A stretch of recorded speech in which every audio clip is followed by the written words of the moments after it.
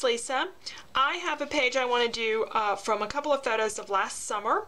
I have some papers here from the Pebbles Family Ties collection, and I'm looking for an arrangement that's going to let me use a fair amount of this paper. I've had this a while, and I'm wanting to kind of sort of move it out of my stash. My photos are, I thought they were 3 inches by 5 inches. They actually look maybe smaller than that. Yeah, they're like 2.5 by 3, 4, 5 by 5.5. They were kind of a weird size print. I'm not sure why I printed them that way. I guess that's just what worked out with the photo.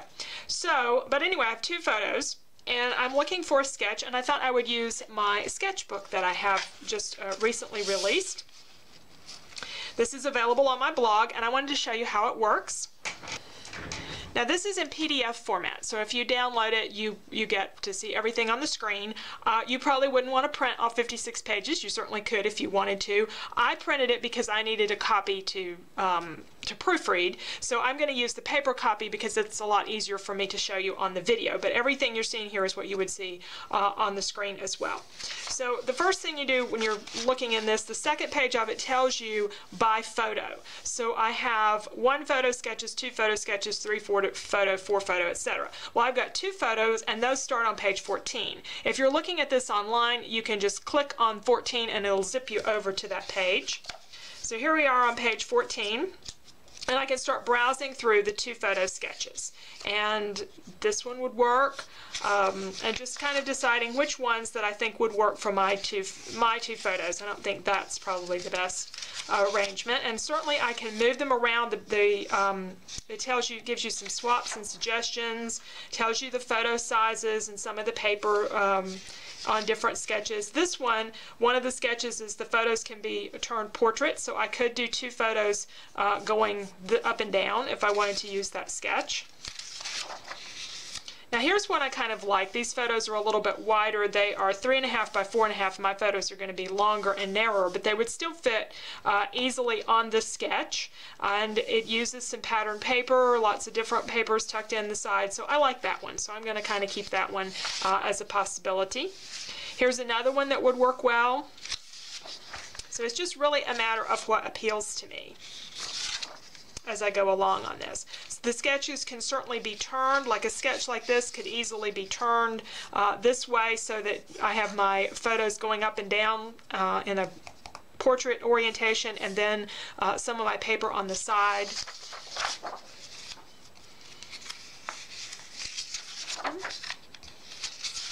And for every one of these, like here's another one that would be really great for my photos, to put them here and then use quite a bit of pattern paper on this one with a 3 embellishment group. It tells me, of course, the photo sizes. It tells me the size of the designer papers. This was designed for 3 by 5 photos, but you could easily change it to 4 by 6 photos and just cut this paper 4 inches wide. Every one of the sketches has a process video that goes with it. So if I'm looking at a sketch and thinking, well, how was that used? I can click on this and it'll take me over to the process video that I released during the year of 2013 that goes with the sketch. So that's another one I want to kind of flag that I want to use, or possibly use. So those are all the 2-page sketches, and if I don't find anything there, I've got a couple of possibilities. I can go back to the beginning of the document,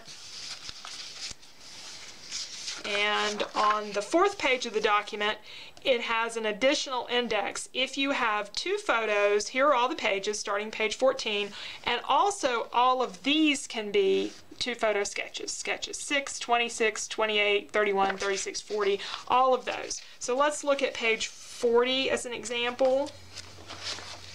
Again, this would be faster and easier on a screen than it is with papers. But you'll get the idea here. I don't remember what's page 40. Oh, okay. Yeah, here's page 40. This would definitely work well with 2 4 by 6 photos, one on top of the other. It doesn't work with my particular photos, but it would work great with a 2-photo sketch. And is also a great one that you could turn so that you had the title going across this way and then just flip your journaling around and you still got embellishments and misting and the whole thing.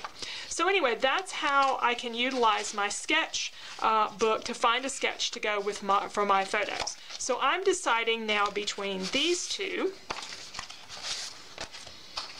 whether I like this one or I like this one the best. 2 photos that way, or the two photos. In this case, one's a little bit higher than the other, and I think I want us on the same level.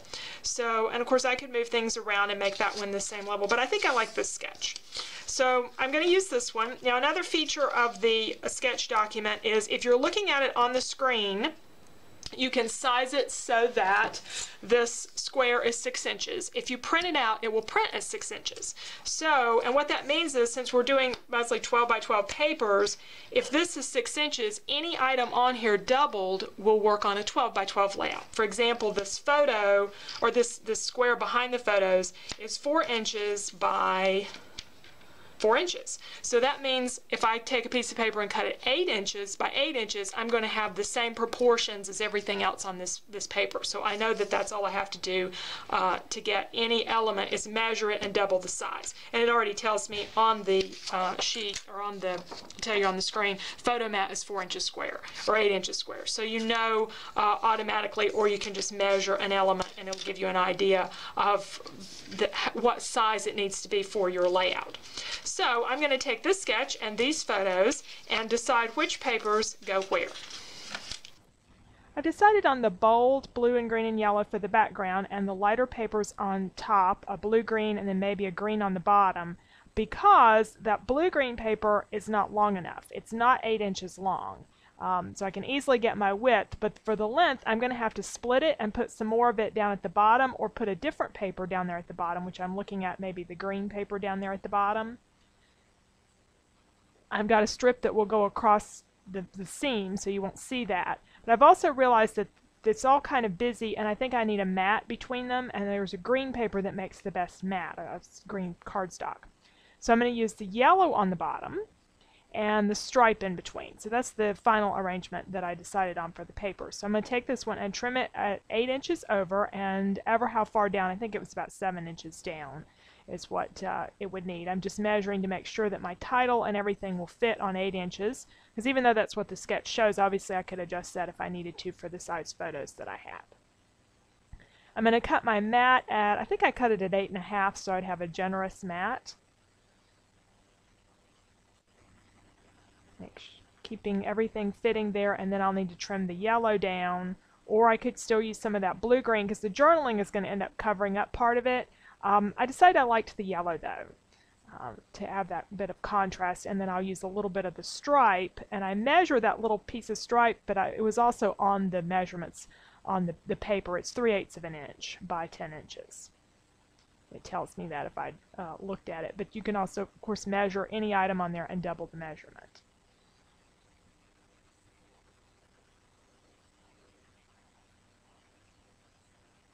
Okay, so I have my little strip, and then I'm going to go and trim out that yellow paper. I've got that in place and about ready to glue some things down here.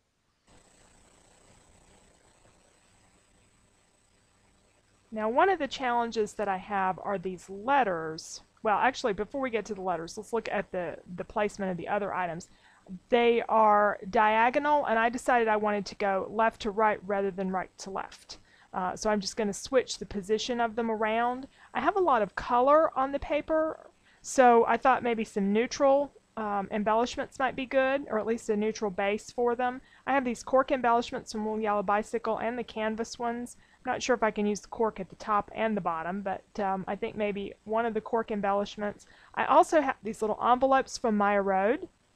There's several different sizes in there. I chose the smallest size, and that might be a good place to tuck my journaling rather than having it displayed on the layout. I could do it either way. So I'm considering that at the bottom, and then I start moving it around, and I kind of like it up at the top, so that will bring some neutral up to the top of the layout as well as the bottom. So I've got some little stick pins that are also a neutral color, maybe some canvas flowers, or it may be time to put some color on top of this. So that's something I'll come back to as I'm working on the layout. And now back to the title. One of the issues I had with this title is the word best is kind of fading out on that paper. Sometimes when I have it laying on the wax paper it shows up, but when you actually put it on the paper it doesn't.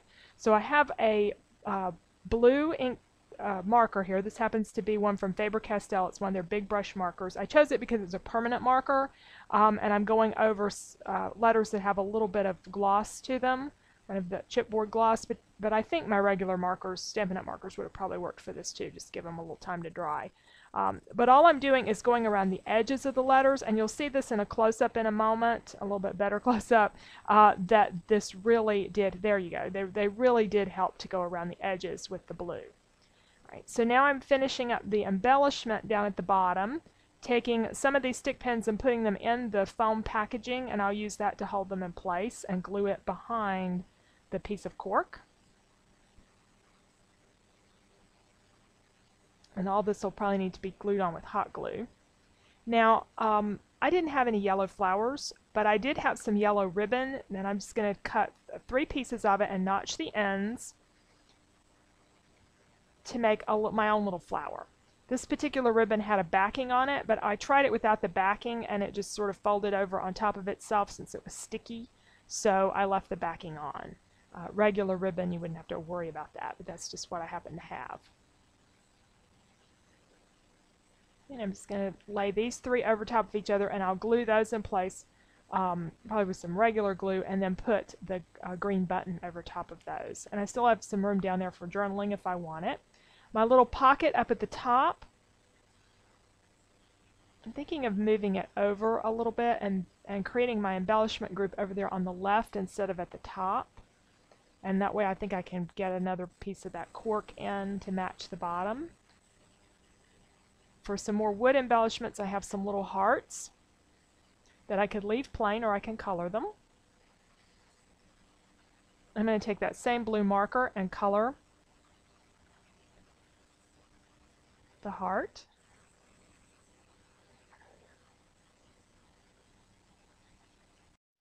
Okay, I have my page completed, and I'll do some close-ups here of the embellishments in just a moment. I want to go back to the sketch. Basically, I flipped these embellishments at the top and at the bottom over to the other side of the page, and this one here in the top corner, I moved it down some because I wasn't going to put the 2 little pieces of paper on the side like the sketch showed. Since I had matted this, I felt like I had enough. There it was wide enough, and I had a busy background on this one. So let's look at some close-ups. For my embellishment, I have just some ribbon laid over each other and glued in place with a hot glued button on. The little stick pins in I used some of that packaging, that foam packaging behind to hold those in place. And then over here, another cork embellishment with the hearts. And then this little envelope, we both signed our names at the top for author, and I put a little sticker for title, and then some handwritten journaling, and the date is on the inside. So that's my page based on this sketch from my sketchbook. You can find the sketchbook. There's a link to it in the description for this video. And the current price of it is $8 for 52 sketches. It's a downloadable PDF, so you can use it on your screen, or you can print pages as you like. Thanks for watching, and I hope you enjoyed the video. I'd love to get some feedback. So any comments you have, I really appreciate it. Picked up a lot of subscribers lately, so I really appreciate all the thumbs up and the comments that I've been getting. It's very motivating. Thank you. Bye-bye.